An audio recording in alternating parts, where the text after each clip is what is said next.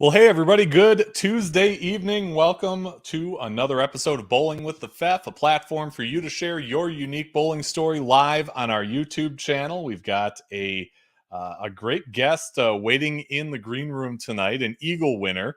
And I'm very happy to have made the connection and have a great conversation with him this evening. A couple other things I want to get to before we bring him on. We haven't heard much about the PBA schedule for the upcoming season, but we do know now a couple of dates and venues for two majors this year. The USBC announced the date and venue for the US Open. That's going to be January 29th through February 5th of next year at Woodland Bowl in Indianapolis, and the USBC Masters, which is coming up March 26th through April 2nd of 2023 at Thunder Bowl Lanes in Allen Park, Michigan. Two great tournaments, and looking forward to seeing both of those, along with the other events that the PBA has in store for 2023. As soon as I find out more about those, I'll keep you posted both here and in our Facebook group. Be sure and join. We do share a bunch of different bowling content there, including this stuff from the USBC and what they call the unofficial results of the Peterson Classic. That tournament is now over. It was held for months at Bolero Wauwatosa, Wisconsin.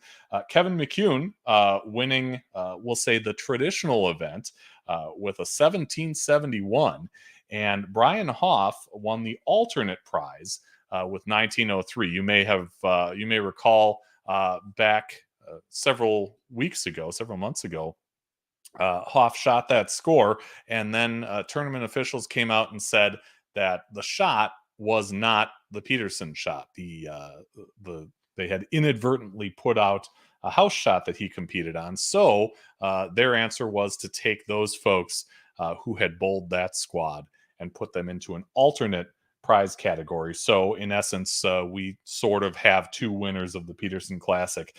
That's a one that I've never shot before. Hopefully I can get out there and do that one of these days. It's definitely an exciting event with a lot of history. And from what I've heard, certainly some interesting conditions, both on top of the pin deck and those lanes at Bolero Wauwatosa. Derek Michaud, our regular viewer and contributor from Maine. Hey, buddy. Glad to see you're here live. Remember, if you are live, our live chat is open.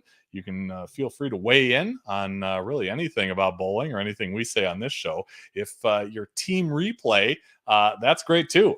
Feel free to leave a comment, and I will try and get back to you just as soon as I can. Well, Bowling with the Fef is brought to you by the fine folks at Chip Magnet Salsa. Chip Magnet is a local local family business to me anyway, based in Eau Claire, Wisconsin, distributing quality salsas, relishes, and more to 38 states and Canada. You can find it at grocery stores all over the place, especially if you're in Racine. You can find it at Woodman's, Festival, Piggly Wiggly, Meyer, Pick and Save, and Mariano's.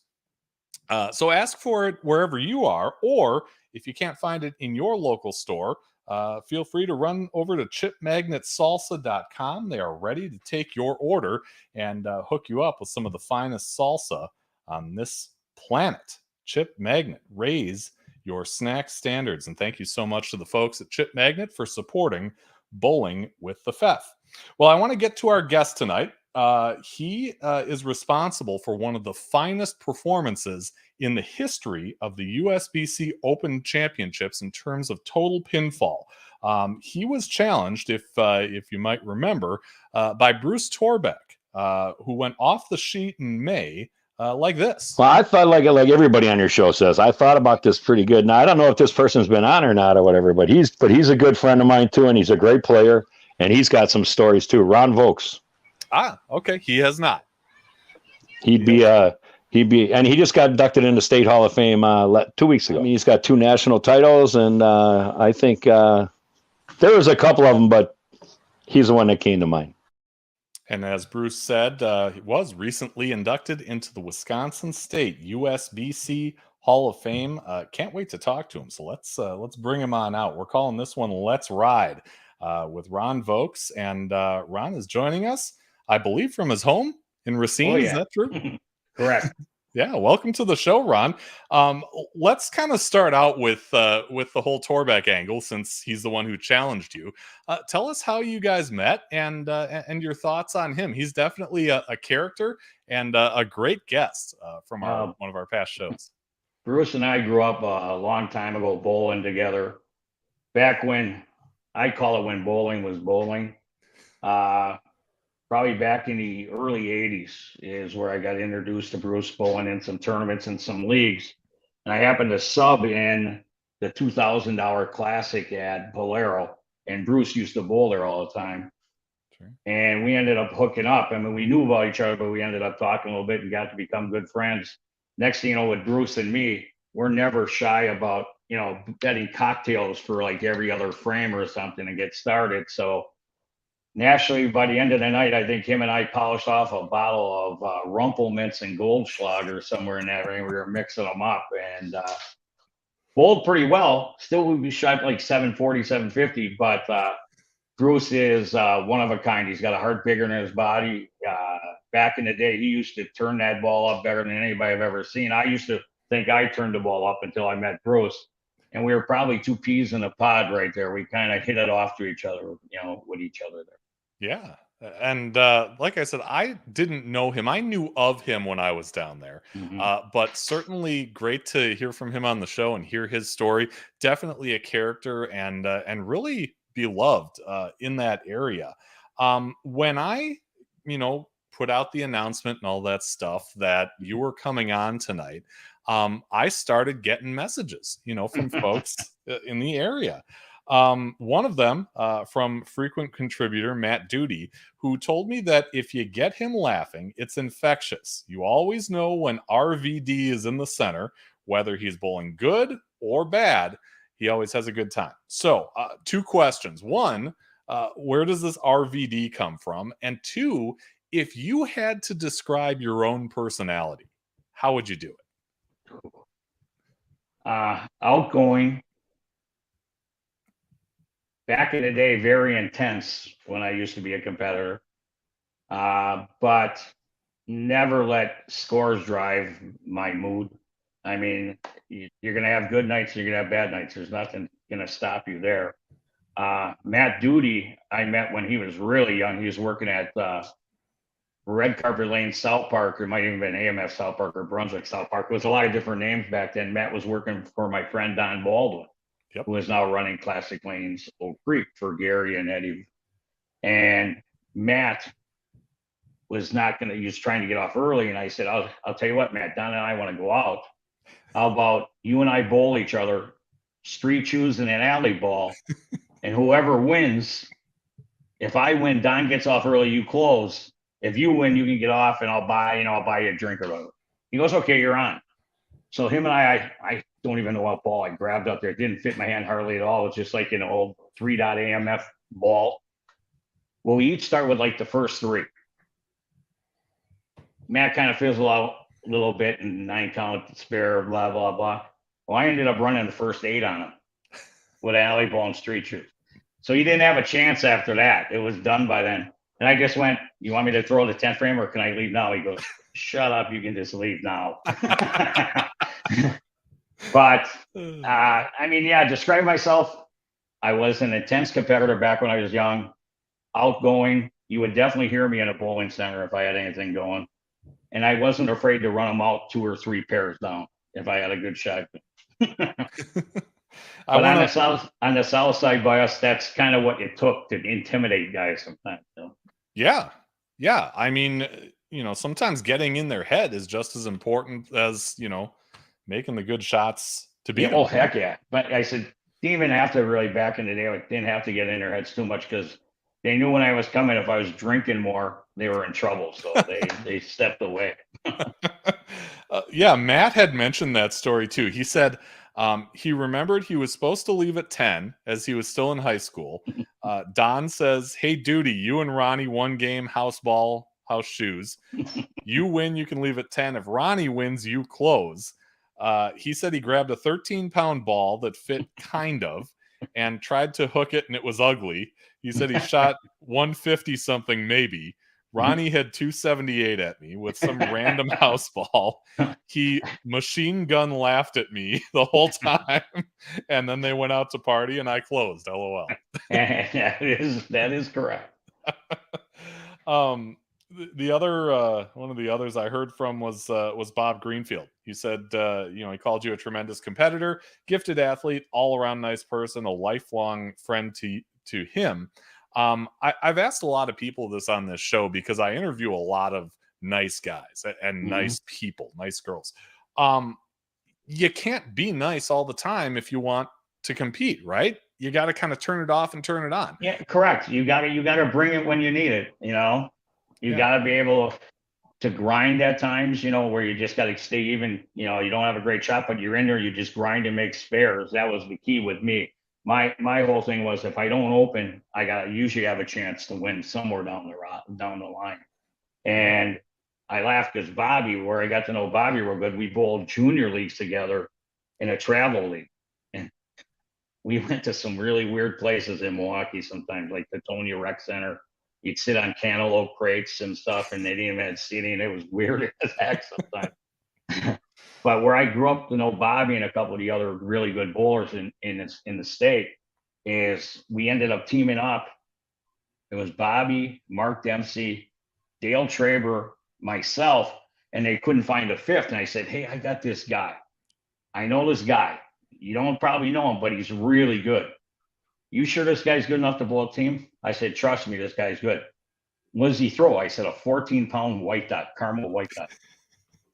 So he comes into Blue Mound, and I won't tell you who it is. It shoots 767 first night. And they go, "Where did you find this guy?" I said, "Well, his name was Gary Darashevsky, by the way." And I brought him in. I said, "We had a good couple of years in Metro where we really took either second, first, or second, or third. We were really competitive in that league." And that's back when the teams were with Don Ciardo, Glenn Miller, Ross Rittberg, all the good bowlers that were back in the day. And I said, we competed real well. We were the young bucks. We were the young bucks coming in, but hey, we held our own with the old guys, Yeah. Yeah. And if you've got Darashevsky shooting high 750s, hey, with a 14-pound caramel white dot. Right. It's just unbelievable. I mean, back in the day when he was rolling there, that's another guy that when he's on, just get out of his way, because I don't think there's no stopping him when he's rolling, Yeah. Yeah, for sure. And evidenced by a lot of the success the Lynn's Limited team just had. A little bit. You obviously didn't start bowling in the Metro right away. You had to kind of learn the sport, grow in the sport. You're originally from Cudahy? Cudahy. Okay. So tell us about bowled in South Milwaukee, which was that Brunswick South Park. They had 40 lanes at the time in South Milwaukee. I probably started when I was 13, and my neighbor needed an extra bowler on their team. I went, "Yeah, I'll bowl." So first year I bowled at 13, I think I held like a 128 or 129 average. And it wasn't bad, but I didn't know how to bowl. I mean, guys who were bowling better were like 179, 180 in that range. So the next year I ended up getting my mom's 3-dot AMF re-drilled for myself. It was only like 13 and a half pounds or whatever. Okay. Well, I ended up averaging about $168 or $169 that next year at 14. I'm going, "Hey, this isn't bad. Maybe I should take this up. It's fun." Yeah. So that's when I put the effort in. Back in when we were young, especially in the junior league era, we had a lot of good core bowlers: Jeff Kashishian, Brian LaHoulier, Scott Strike, Randy Mazar's back when he was still there. I mean, we had Bob Lewins, a lot of good local bowlers that bowled really well. Well, we had a pretty tight 15-person group that we bowled a lot. Well, we would all go out and traveled to little bowling centers and bowl pot games. And we'd go to every different centers just trying to get the deal and have fun. Well, our pot games were, and we laughed because this one guy, John Jager III, he was our treasurer. His dad was the head of a bank, president of a bank. So we let him handle all the money and do the scoring. So he'd go, okay, for 4 in a row, you get a quarter. For 5 in a row, you get an extra dime as you keep going. And he had all these little side things going. So we ended up bowling for like ever. We probably bowled like 15, 20 games practicing. And we used to do that 2 times a week besides bowling league. And then all of a sudden at AMF, well, it was AMF South Park for a while, me, Kirk Preston, and his mom, Evie, who was our junior coordinator, they needed new tiles put in the whole center, 40-lane center. I mean, a lot of tiles. I mean, we put a lot of tiles. I said, we'll do it. What are you going to get paid? I said, we'll pay you in bowling passes, 3 games. Me and him and one other guy retiled that whole building. I think I got almost 1,500 free games, and I used them up in one summer. I mean, that's all we did is bowl. I mean, that was what we were doing. We just bowled a lot. And I said, that's kind of where I really learned to bowl. I said, I was taught by my dad a little bit. My 4 brothers bowled at one time, but 2 of them were terrible. They were competitors, but that's where they stayed. They stayed competitors. Yeah. But I learned a lot that spares meant a lot. You stay away from open. That's what I was taught. Don't have any open frames. You got a chance to win all the time. And that's kind of what I prided myself on, was making spares, filling frames. And it worked out pretty well. I said, I've had a pretty good career. I'd say. I said, I'm shocked where what I did sometimes, but not that shocked. I said, yeah, you got to have that attitude and that mentality when you're ready to go and you get it turned on. You got to finish the deal, you know? Yeah. Look who showed up in Team Live here. Oh, duties. Like I said, frequent contributor to the show, and I'd be lost on some of these without his help. So, oh, he's a great guy. Just watching him grow up and how he's learned how to improve his game is outstanding. The guy's a great bowler. Yeah. When you were coming up through that junior program, I mean, you said your dad was around, your brothers were bowling. Did you have coaching or? No. Well, there was coaching there, but it got after probably when I turned 15. I was averaging 190 probably in my 3rd year of bowling. I was averaging probably 20 pins higher than the coaches, and they didn't have too much to say. Sure. And, they were just going, Ronnie, you just make sure you follow through or stuff like that. And they're right, because you get lazy, make sure you follow through. I understand. But they knew I worked real hard on my spares. I was one that wasn't afraid to sit there and shoot 7 pins for a whole game and just keep knocking 7 pins down or 10 pins, just reverse it. And then sit there and switch it to like trying to throw the dinner bucket area and stuff that way. And we had some nice coaches. I mean, they helped probably some of the regular bowlers better. The crew, like I told you, that group of 15. Yeah. That group of 15 that we were bowlers, I don't think they could coach too much because they knew the competitive spirit we had and how hard we worked. They really didn't have too much. They just got to wait until it was beat the coach night, and everybody out of our group kicked their butt all the time. So it didn't matter. We got our little beat the coach patch, and that. But I mean, if it wasn't for them though, to still keep us, organized a little bit, not getting too crazy, because my group could get a little kind of outstandingly crazy at times, but we knew we had to tone it down a little bit and keep it in there. It was fun. I mean, back then I learned so much on me about how I could be disciplined and make spares. And that was the one thing I foundationed myself on. Yeah. Do you said you started at age 13, which is, I mean, by some standards could be considered a little late. Do you ever wonder what it would have been like if you started at 5, 6, 7? Yeah, well, I look back. I mean, I was pretty lucky. I mean, my dad and, like I said, my brothers bowled in leagues. There was a little 4-lane center called the Plav, and the Plav was the Polish Legion of American Veterans. You walked into that place, you couldn't see the lanes because all the cigar smoke and everything from the guys smoking there. It was just, I mean, I look now going, well, I always hated this no smoking rule. Why don't let the guy smoke? Now I'm going, kind of like it. Yeah. Because you would walk in there and you would come back at night smelling like cigar smoke so bad. But these were above ground ball returns back in the day. They didn't have the underground. So throwing that 10-pin for me that hooked the ball a lot, I learned to really flatten my hand out and kick my leg straight instead of coming across, because I came across like the first 15 times and I had to tape my ankle up 4 times with ice because it was kicking that ball return so hard, trying to throw it a 10. And I said, I thought I could do something to make straighter. So I just learned to kick my leg straight back and throw, and it worked out really well. It kind of actually made me shoot spares better doing that. So that's kind of where I kind of took that from. But back in that day, Cudahy Bowling Center, the Blob, Club 300, South Park, they kind of bowled all over. And my dad actually bought me a ball back when I was 6. It was a little 6-pound ball, a cork ball. They didn't usually have those 12, and I felt like I was pretty special. But they would let me throw a game after bowling, and stuff, just a game to go do it. And I didn't know if I was going to take off. And I said I was pretty lucky when my buddy Randy Whitkey came, my next door neighbor in Cudahy, came and said, hey, I need a guy.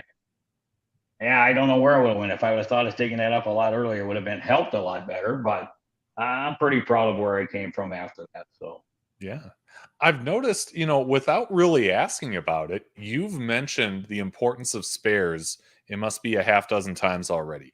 Is that something that you found out on your own, or did you need convincing from somebody about the importance of spares? My dad and my brothers, 2 brothers, Gary and my brother Dick, when they used to get mad at me because I'd just be fleeing over. I wouldn't care about spares.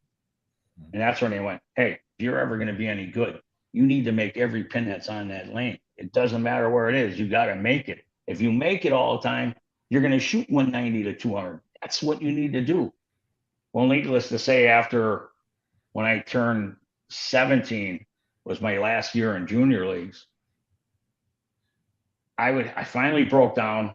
I got rid of my mom's 3-dot and I bought a yellow dot. I had a silver white dot for a while. Then I got a yellow dot. And everybody's going, you're crazy. You're hooking the ball. You don't need the yellow dot. Well, the first night I bowled with the yellow dot in league. In juniors, I shoot 220, 235, 235 for 6'9". Well, back in 70s, late 70s, I should say late 70s, mid 70s to early 70s, that was a good score. Oh, yeah. Well, I had the highest score ever shot at South Park, men's, women's, or juniors. That was the highest theory shot. I'm going, wow, that's crazy. Well, then weeks after that, 700 started flying out, coming out then that way. And they were just shocked at how the pins could fly and I could keep that yellow dot on the lane. And it just happened to be the right ball where I got to give credit where credit is due. Joe Serrar back in the day drilled all my stuff, which I know he just retired and closed up shop, and give him all the props. He always did a good job for me with drilling all my equipment for how I throw the ball. Yeah. Yeah. He's a fantastic driller. He drilled a couple of balls for me in college. So I know that name well. He knows his stuff. Yeah, for sure. And you got to have that. You got to have a good ball driller. Did you have an opportunity to bowl in high school in any kind of a competitive setting? They really didn't have. It wasn't pushed, at least by Cudahy, too much. Wasn't pushed real hard for bowling or South Milwaukee, or kind of where we were. So that's where that tight-knit group of my 15 guys, that was our little kind of challenge league that we would go all around and compete, But yeah, not too much on the high school bowling at that time. Yeah. And you mentioned you left juniors. Were you still a teenager? Yeah. Okay. I was still 17. End of 17, just getting ready to turn 18, I started bowling at Cudahy Bowling Center on Friday nights. They had a 16-person 5-man team league at, I think what time did it start? I think it started like 9 o'clock. Because they had a shift before him. 16 teams of 5? Yeah. Okay. It filled the whole center. They only had 16 lanes, so it filled the whole center. Back then, though, when pot games were pot games, I was working at Jewel Food Store at the time, and I'm making like $80 a week if I'm lucky. Bowling's costing me $15. I get in all pot games, and I'm bowling with guys, which I was pretty fortunate, but it killed me. I was bowling with Mike Foydick, which is his dad was part owner. Joe Foydick, which his dad was part owner. Kurt Venus, Gary Venus, which their dad owned Venus Ford at the time, the dealership where it's Ewald Venus Ford now. They were there, and then me. Well, I'm the rookie, and these guys are going, well, we call beer frames, and whenever you get stuck in a hole, it's around the shots. Oh, okay. Well, on a given night, there were 9 men in the holes. And then they call 7 or 9 beer frames on top of it going that way. I'm going, I got no money left. Thank God I would bowl good enough to win a pot game. Mm-hmm. And pot games back then were like $300. So I take like a first and a second, I get $400 or $500 back. I could afford the when you lose a man in. I said, otherwise I would have been in deep poop. Yeah. But I mean, that's really where I learned the competitive side of bowling a little more. I mean, I had it in junior league, but that men's league is where it flipped the switch a little more for me. And that's kind of where I ended up branching off, bowling some tournaments like Bert and Eddie's, Ripon, Doysters, Dream Lanes. Back in the day, I mean, where they had all that stuff going, those were great team tournaments. And then they had singles, you know, if you paid extra, you're going to get into singles and stuff. Well, I won Bert and Eddie's like 2 or 3 times. I won Dream Lanes 2 or 3 times. I won Doysters, which was really nice. That was like 10 grand, 2 grand a person, you know, at that time. And I said, yeah, those were the tournaments you wanted to bowl. Granted, you're bowling a lot of tough bowlers back in the day there, but that's what really fired me up to get, hey, I got to get better at bowling. I can still get better. Yeah. And that's when I met Bobby and Mark Dempsey, and that's when they just said, hey, why don't you, let's get together, let's make a team. Mm-hmm. And I didn't know Dale too much at that time, Trevor, mm-hmm. but that guy was so consistent. I mean, you give him a role, it doesn't look real like much, but when that guy can play the outside line, there's not anybody gonna mess with him out there. Yeah. So you're getting those big wins. I'm assuming the confidence starts building. Oh, heck yeah. Did you consider doing this professionally? Did you consider? No. Back in the day, I said I got kind of, well, I was spoiled, but not spoiled. I was stupid. Back in the day, I was a good golfer in high school. Okay. Besides bowling, I was a good golfer. I ended up getting a full ride scholarship to Stanford in Florida State. Oh. In Stanford, I'd be golfing with Fred Couples. Holy cow. And I've golfed a couple tournaments where I kind of competed in a couple tournaments with him, and I finished the top of him on one and behind him on another. But I went, God, golf I was having fun, I'm going, hey. But then I got into Lattice Drop Forge Company, which is in Gully. Okay. Well, when you're 17, 18, making 20 some bucks an hour, living at home, not having any payments, buying, I'll buy that car, I'll buy that new stereo. Yeah. It just ended up, it sucked me into it. But who knew after 8 years of that, my union brothers and that at the time, we couldn't get a contract signed and we couldn't get a strike vote. So they got rid of 53 of us. Well, I was the one into 53, and that kind of bounced me out. So I lost my job there. But fortunately, I got lucky and I became assistant manager of Red Carpet South Park in South Milwaukee with my buddy Don Baldwin as the manager. Okay. And I worked there for a year and a half. Had a blast. I learned a lot about the bowling side of the business, had a blast. And I practiced a lot. Sure. Whenever I had any odd times, I'd go out in the lanes and just practice. And that's kind of where I really got into the bowling aspect more. Yeah. You get into the early 80s, and you were one of the few who was a winner of Bowling with the Champs, which is a show that I certainly hold dear. Watched it a little bit just because we moved around a lot, but watched it a little bit back in the day, Bowling with the Champs and the bowling game. Tell me about that tournament. I mean, it's got a lot of prestige. I really missed that tournament. I wish, Gloria Bear, the job she did with the people, getting the sponsors and doing that was outstanding. I still call her Mom Bear to this day. I call her Mom every time I see her. And she knows it because, we were the young guys. I was probably still in my real early 20s. And the first year I made the show, 83, 84, I bowled against Don Cook, I won. Joe Natoli, I won. Ben Hayes, I won. I bowled against Gary Volker, I won, and I ended up bowling against Dennis Yechter in the final. Wow. In 83, 84. And I said, there's no other tournament like it. When you bowl 3 8-game blocks, and that was what it was back in the day. You had to bowl 3 8-game blocks to get to the top 32 or whatever it was to make what they wanted. And then they had 4 persons. I mean, not 4 person. This was back when they had the 3-game matches at the time. Mm-hmm. I love that because you can bowl one bad game, you can still make up for it if you come back and work the other 2 games. Sure. One of the, I still know back in the day, it was the highest rated show for Channel 4 on Sundays. But what happened is the cost of taping it on Sundays was too much for their crew because they had to pay the crews double time, whatever it was. And they just couldn't keep it up going anymore. I was hoping somebody maybe from cable or something would start that thing up again, because I still think that would take over and be okay today if they did it the right way. Yeah.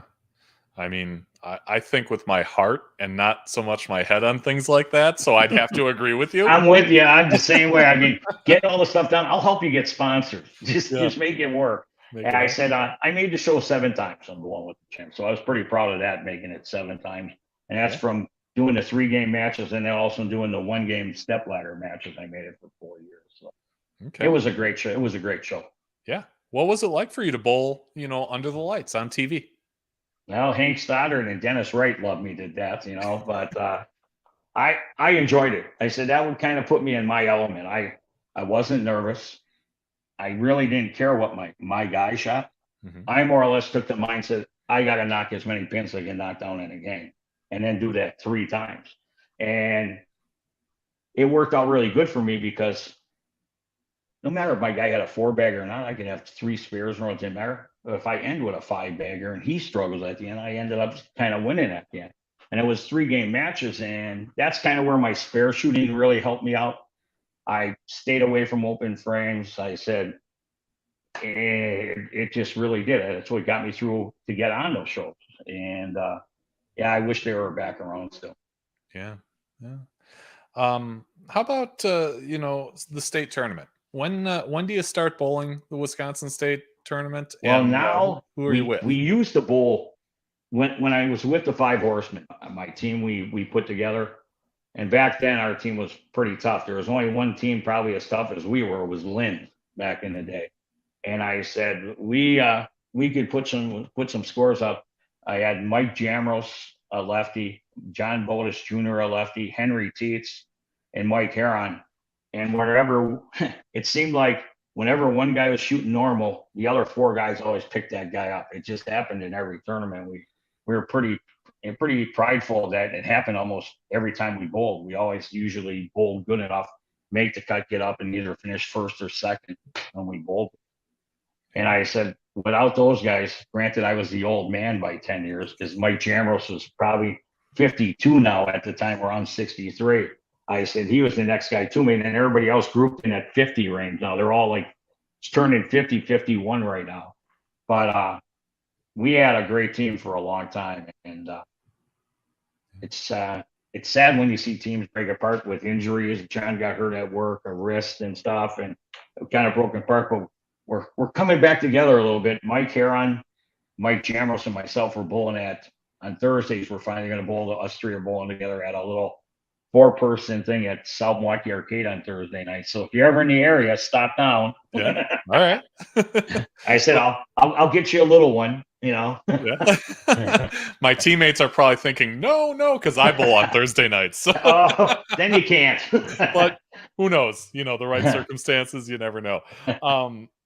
So what about that name, the 5 Horsemen? I mean, is it just a name, or is there more to it than that? It was something I brought up. I was a wrestling freak back in the day, just watching wrestling. Yeah. And of course, Ric Flair, the 4 Horsemen. Yeah. And I went, you know what? We got 5 guys, right? We're going to call ourselves the 5 Horsemen. We'll bring that little intensity and stuff. Mm-hmm. And that's kind of where the name broke off. And you were wondering where RVD came from? Yeah. I say it's Ron's Very Drunk. This one? yeah, exactly. That's where it came from. Rob Van Dam. And I said, that's kind of where that came from. But yeah, I said, we enjoyed it. I said, back like with those guys, Horsemen, same kind of thing with them. Didn't matter who bowled bad or who bowled good. We went back in the bar afterwards tournament. Didn't matter what happened. We give the guy who bowled bad a little schmidt in the bar, a little. Yeah. And then it didn't matter. We're all good friends. We just had a good time, partied up a little bit, and had a good time. Yeah. Derek said that you mentioned Red Carpet South Park. Is that not where the PBA was in the summer of '92? Did they have PBA there, or was that just that celebrity? I thought that was just that celebrity. I don't remember Okay. the PBA being there.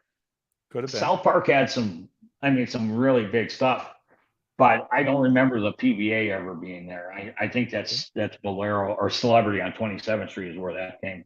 Yep. Or maybe, I don't know if Red Carpet South had it at one time by the airport. I don't know if they might have had the tournament there, but I think more of it was Celebrity. Right. And that's Now the one.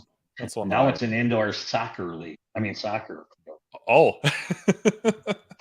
Yeah. All right. So what about the team titles, the team all events titles in those state tournaments? When did they happen? What was it like for the years I can't remember. I mean, they were probably mid to late 90s and early 90s.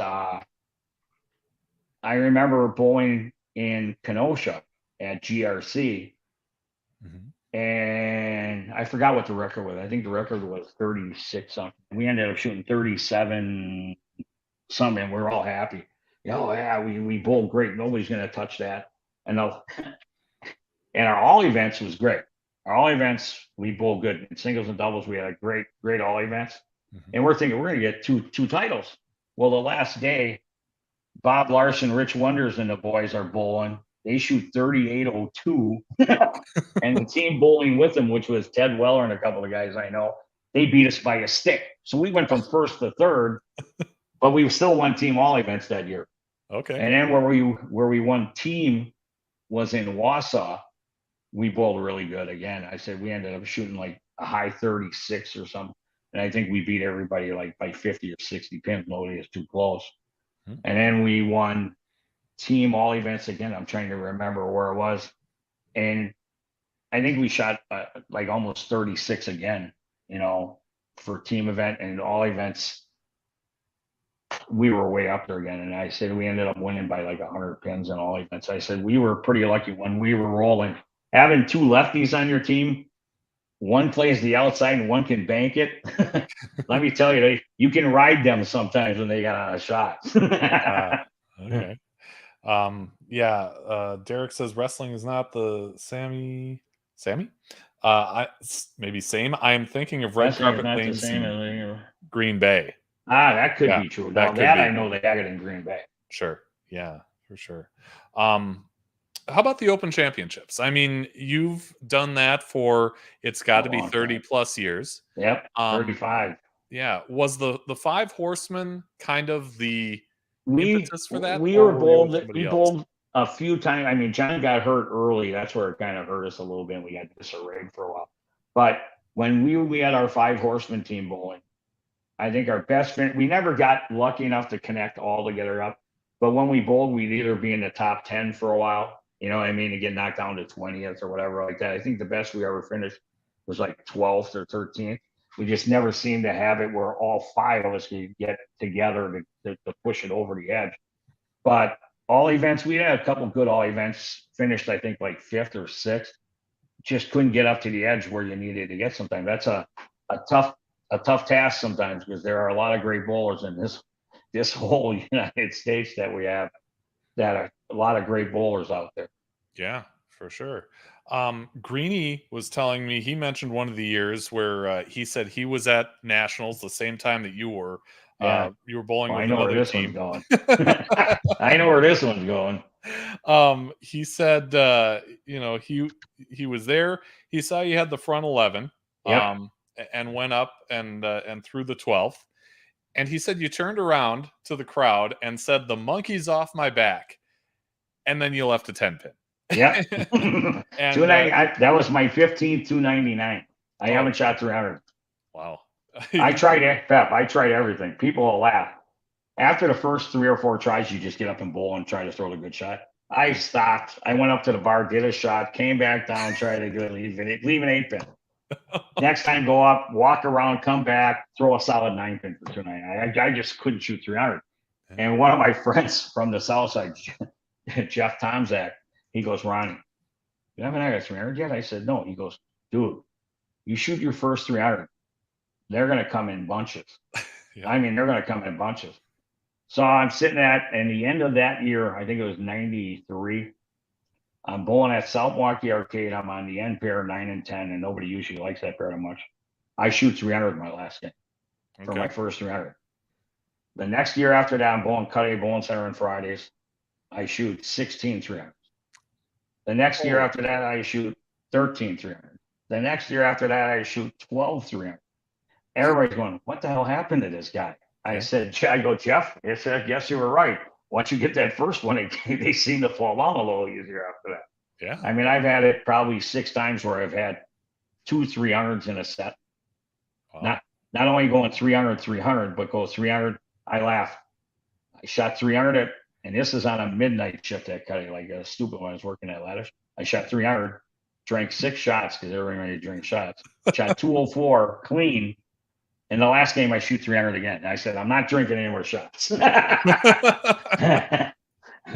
But I said, we had some good times that way. I said, it took me a while to get my first 300. I had 4 800s before I shot 300. Oh my gosh. Wow. Yeah, it took me I was a late bloomer. Yeah.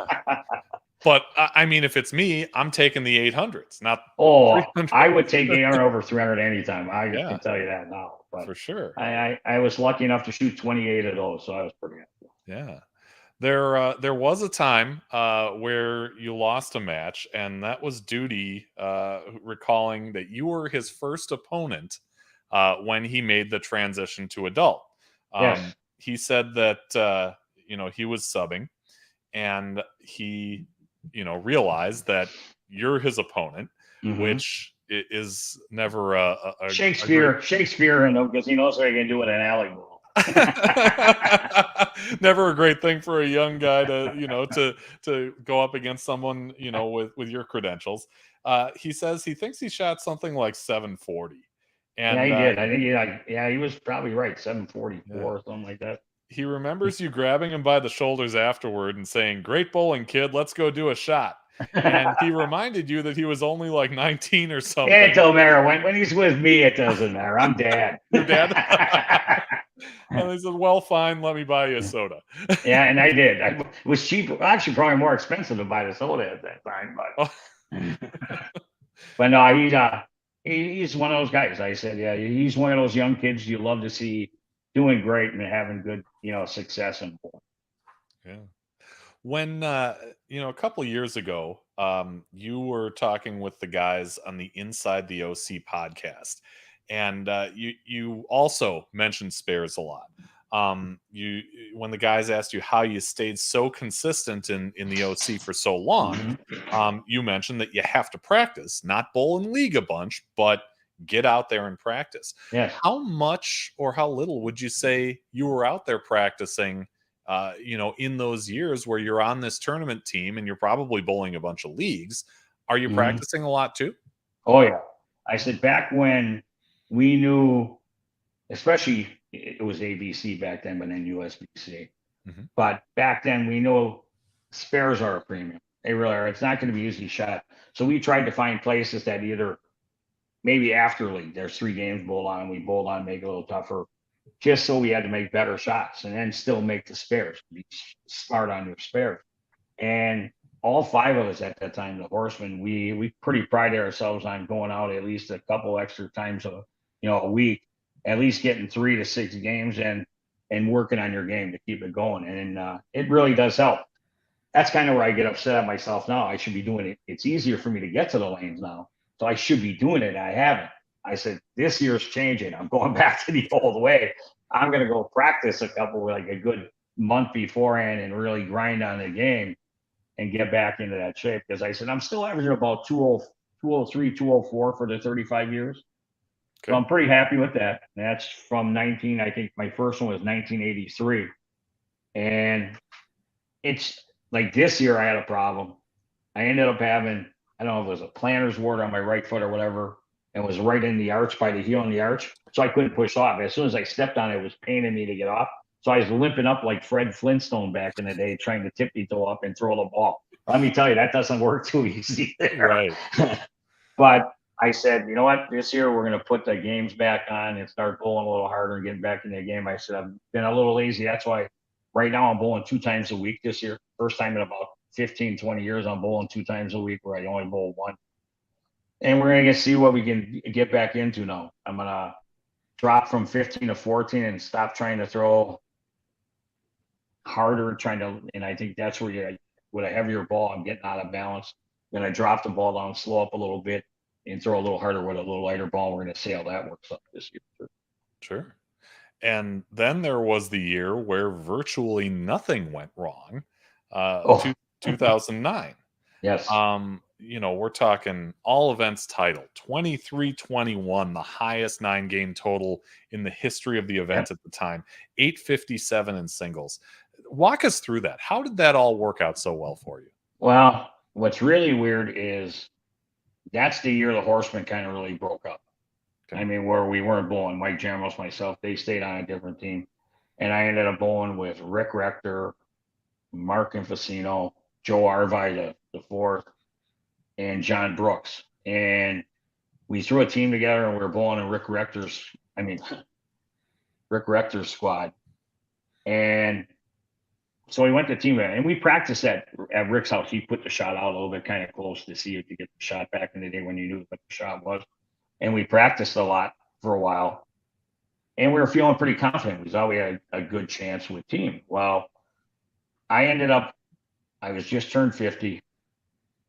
I got in all the senior brackets. I got in like 80 senior brackets. I got in a few other ones. And we went and bowled with Fred Jasnow. I can't remember his name. Jasnow, where he had the shot at another center in Vegas. Mike Jasnow. Mike Jasnow. Thank you. I'm going Fred. I was just thinking Fred. So I'm bowling Mike and Chad Kloss. I was bowling on Wednesdays at Classic Lanes, Menominee Falls. I used to bowl all over. In the singles league, and Chad goes, "Hey, you just got done going to the front. I got a ball for you." So he hands me an old track elite solid, and it was unbelievable. So he goes, "Hey, I want you to drill the pin through the finger." He laid the ball out for me. So I took it over to Joe. He punched the ball out. I go to throw it in that practice session, and it's hooking off the lane, or it's not hooking it off. Okay. And Mr. Jackson goes, "Hey, Ron, take the ball to the booth, hit it with 3,000. Have him hit it lightly with 3,000. It's going to give you an extra 1.5 to 2 feet down the lane, which you're going to need. It'll still hit. You got enough revs on the ball. You don't have to worry about it." He goes, "And just do that. It's going to help. It's going to help the ball. It's going to help how you're going to look." I said, "Well, I was throwing an old AMF back in the day at that time too." And I was thinking, well, maybe I don't have to throw the old AMF. That was the one I was having a better look with. And I went, "All right, I'll go to the booth." So I go to the track booth. I go, "Hey, I need you to sand this ball at 3,000. And he looks at it, he goes, "You're not thinking of throwing this ball, are you?" I'm like, "Yeah, I am thinking of throwing this ball." He goes, "I got a brand new ball over here from, I'll get you. I'll set you up right now. I'll drill it." I said, "No, just sand that ball down for me." He sands it down. I go take it in. We get on the lanes, and first game, I shoot 249. Clean. Second game, I shoot 259. Clean. Last game, I shoot 269. Clean. I shoot 767, which happened to be the highest series that year in team event. I tied somebody, but I won 79 out of my 80 brackets. And so it was a nice payday on the lane. I'm going, God, I want to go out and party. I just set something, and we were in like 10th place in team or 9th place in team. And I went, God, let's go party. I said, well, if we're going to do that, I got to change my squad time. I'm not bowling at 7 o'clock in the morning. So I ran up to the booth and go, "Hey, any chance we can go singing levels a little later?" They go, "We're fully booked." When you're kidding me. So needless to say, we went out. I collected the bracket money. We went out. We got home at like 5:30 in the morning. And this is Vegas, right? This is Vegas. Where nothing trust me, it was hard. It was hard to get home at 5:30. We crawl in the bed. I get about 45 minutes sleep, wake up, take a nice cold shower, try to wake up. And at 7 o'clock in the morning, we're on the lanes on 1 and 2. And So I had 30 clean there. And my big thing was to get Jeff. I wanted to shoot 90 clean. I wanted that so bad. That was what I was priding everything on. I said, I don't care what happens. I got to stay clean. Yeah. So I shoot 229 clean. Shoot 229 clean. And I'm going to the fourth game. And my buddy and my partner was Joe Arvai. He shot 680 something. Well, the last game I shoot 249. I left a pocket 710 in like the seventh frame to shoot 249. So I go, God dang it. So I ended up, I shoot 697. Joe shot 680 something. We actually placed really well in doubles, so we bowled good. Mm-hmm. Go to singles, and this is when you had to change lanes. Okay. So I was watching the guys on 3 and 4, and I was playing 18, 19, 20 in that range. Nobody was inside of 10 over there. Everybody is out. I'm going, I should have a puddle here. So Ron thinking, hey, let's jump back 2 and throw the ball. So I jump back 2, throw the ball. I leave a 4-pin. I'm going, okay, let's go back 2 to where we're at. Yeah. So I move back in 2, and it so happens I shoot 290. And I'm going, all right, here we go. I said, if I got to do something, and Lenny had 22 something in all events at that time. And I'm going, all right, if I can get a couple more good games here, I can jump into all events league. Mm-hmm. So second game, I just said, stay loose. Don't think about anything. And we bowled team event, and there was a team from like Louisiana or something next to it. And they're going, how come all these teams from Wisconsin whack this thing? And I said, well, I said, different with us is we actually talk to each other. We have a lot of good bowlers, and there's a lot of interaction for guys when they're bowling. What do they do? What do they use? What weights? And I said, a lot of people talk. He goes, it's unbelievable how you guys do that. Well, I shoot 290, and these guys are like 4 pairs down. They have a group of like 32 bowlers. I shoot 300, and I got 32 bowlers on the lanes bowing down to me for 4 pairs down. And I'm just rolling. I go, I got to keep it together. I got to stop looking that way. Can't look that way. So the last game, I'm getting worried because I'm thinking I'm going to have to jump. I know I'm going to have to move sooner or later. I haven't moved at all. Since I moved that 2 boards, I haven't moved because nobody was that deep. Sure. And I start with the front 7.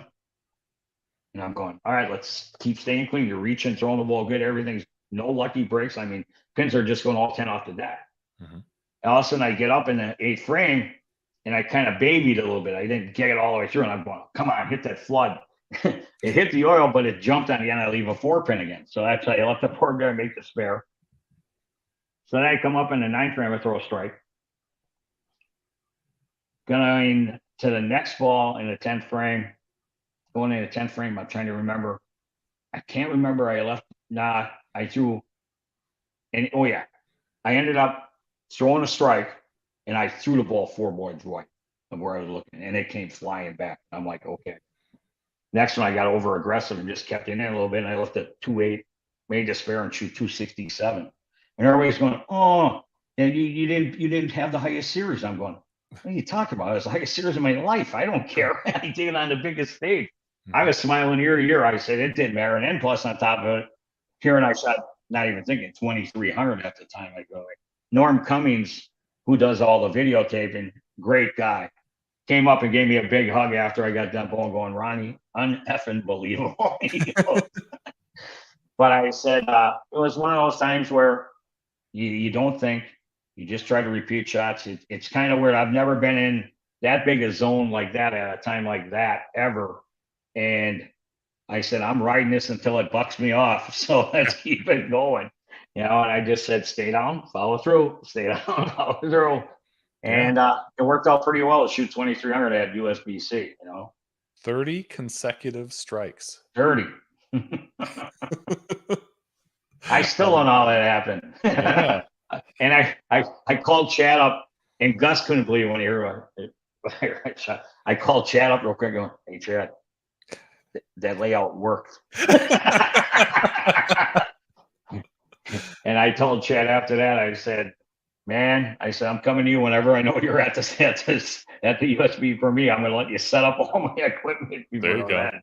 But just kudos to Chad. I mean, he was a great guy to give me a little insight for how I would throw the ball. And so I threw the ball and got me that track kinetic. It was actually the track kinetic solid. Oh, That's kinetic. Okay. The kinetic. And I wasn't going to give that ball away until it finally cracked in my basement. As they sometimes do. They do, but it was pretty special. I said when I got done with that, I said did pretty good in brackets. I think between brackets and the tournament, I ended up winning almost 27,000 or 28,000 in Wow. brackets. Uncle Sam loved me that year. Oh yeah. Yeah. Here's your 27,000 and here's your 1099. Yeah, here's your 1099 right behind it. I said we got to write this off somehow. For sure.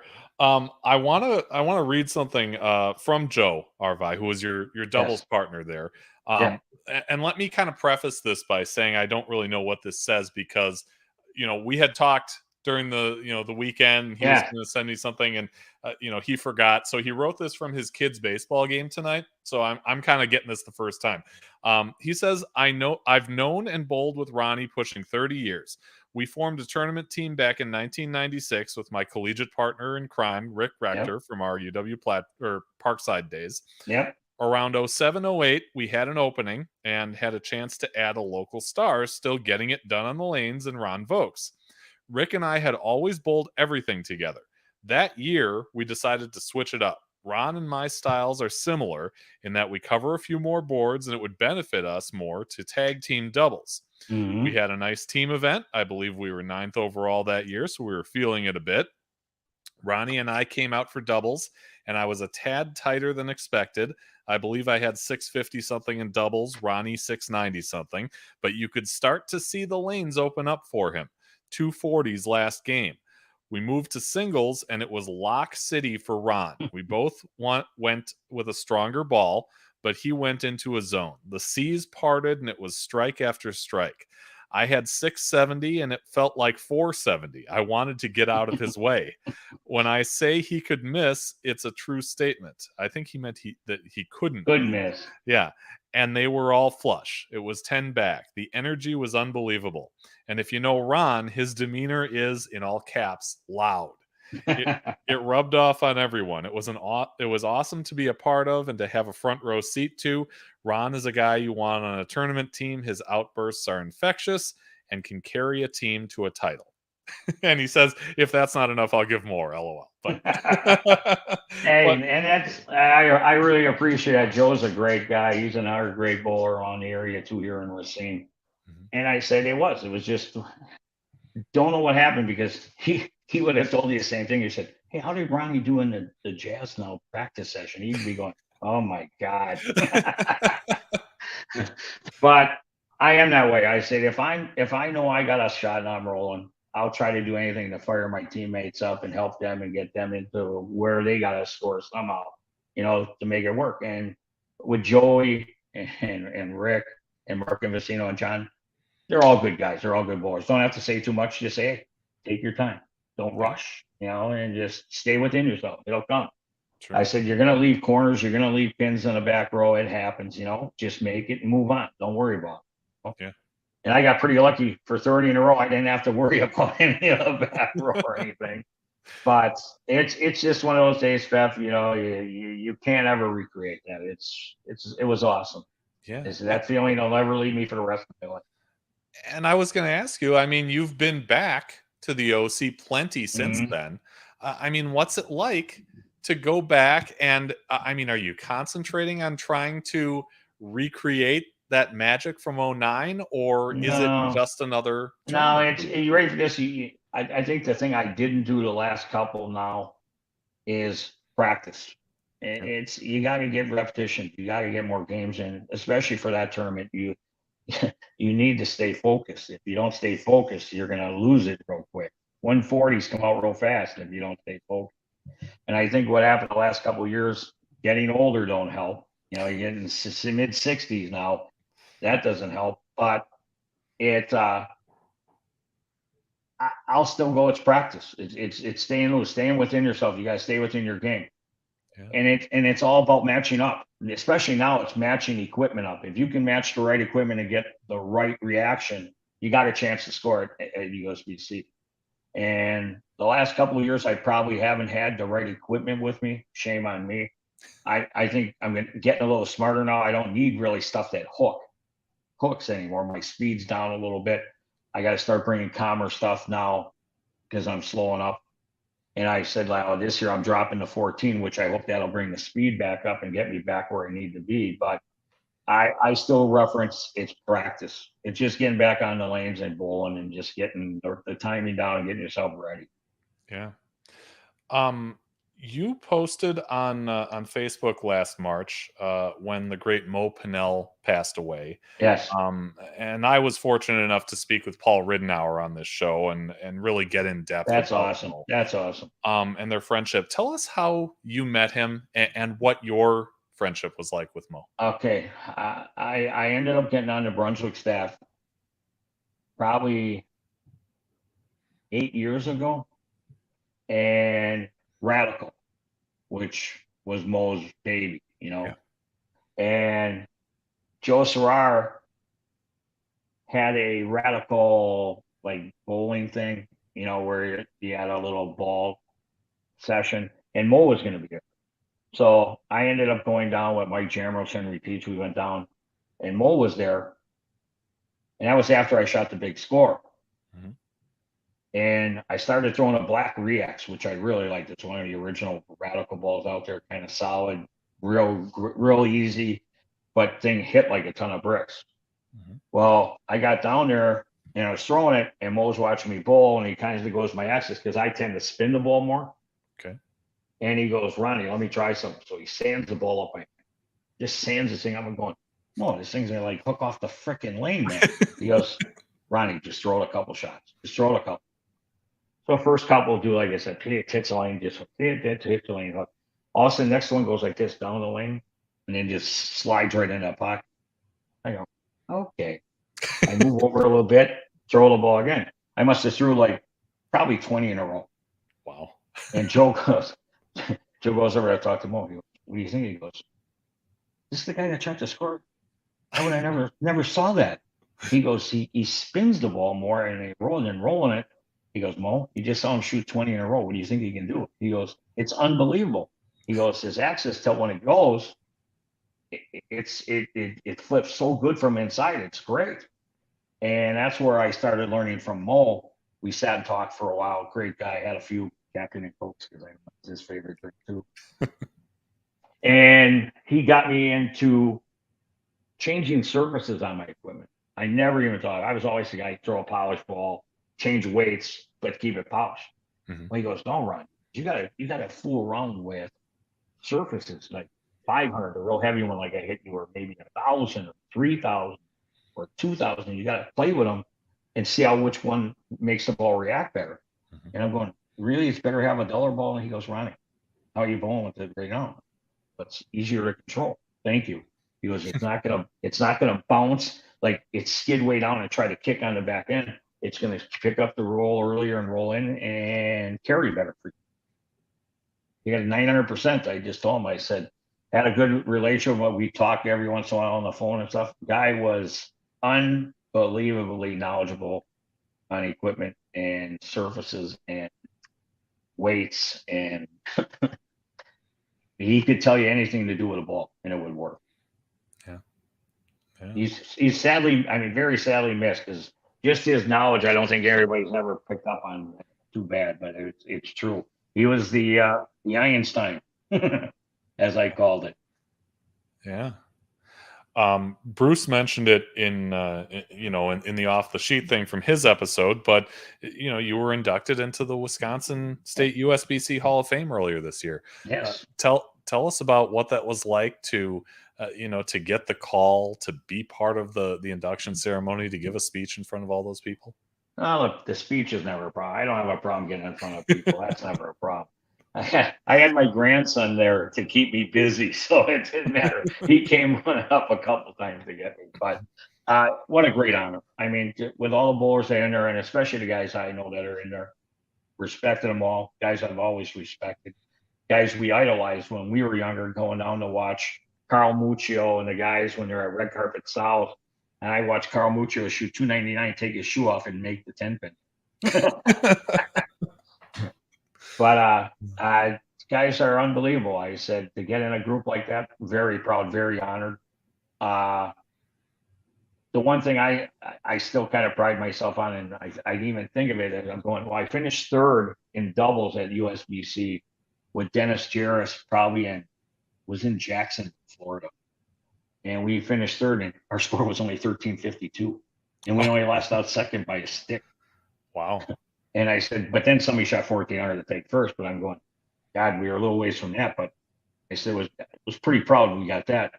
And then taking first and then second in title. So now I have a first, second, and third at the at the Open Championship. So I'm pretty proud of that. And let me tell you, bowling's been really good to me. And the best thing about bowling, long life friends. No matter where you go all over, you meet some long life friends. I mean, Bobby Greenfield will always be in my heart for the rest of my life, even though he's in Memphis, Tennessee, which I got to get down to visit him. But I said, what an outstanding individual that man is. I said, so many great characters in bowling.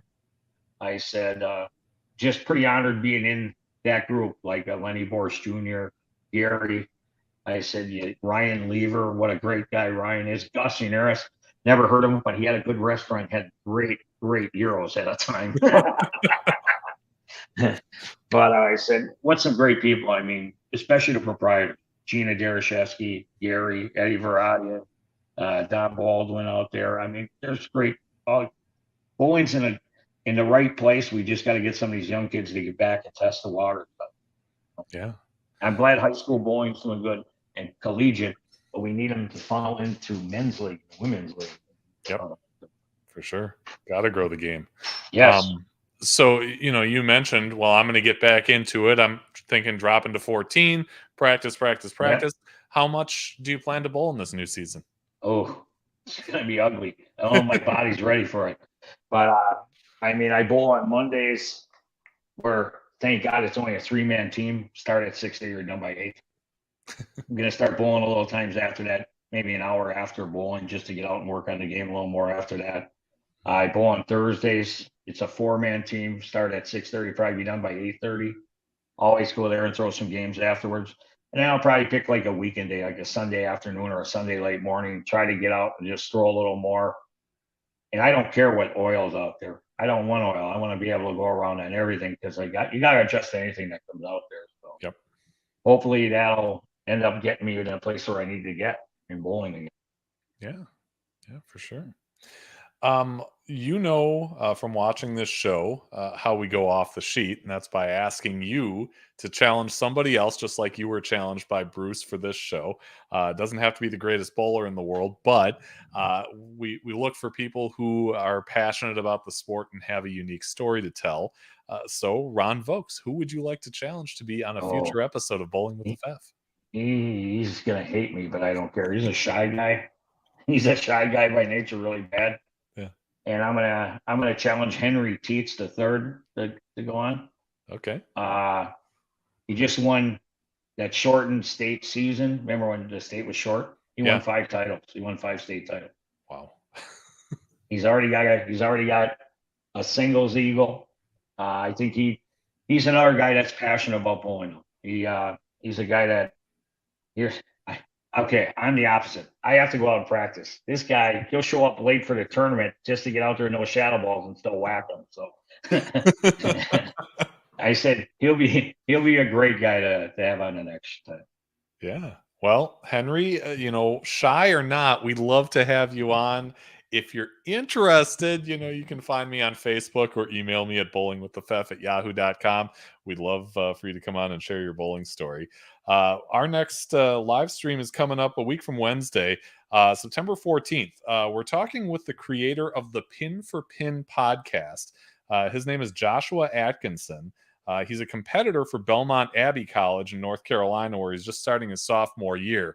If you're not familiar with Pin for Pin, he just had a great episode where he talks to Nick Hoagland in depth about, dressing lanes and the things he does and thinks about as he prepares the lanes for some of the biggest tournaments in the country, really. But we will have Joshua on to tell his bowling story. Again, that's Wednesday, September 14th, 6 p.m. Central. Ron, it has been a blast, talking with you about bowling and everything that comes with it.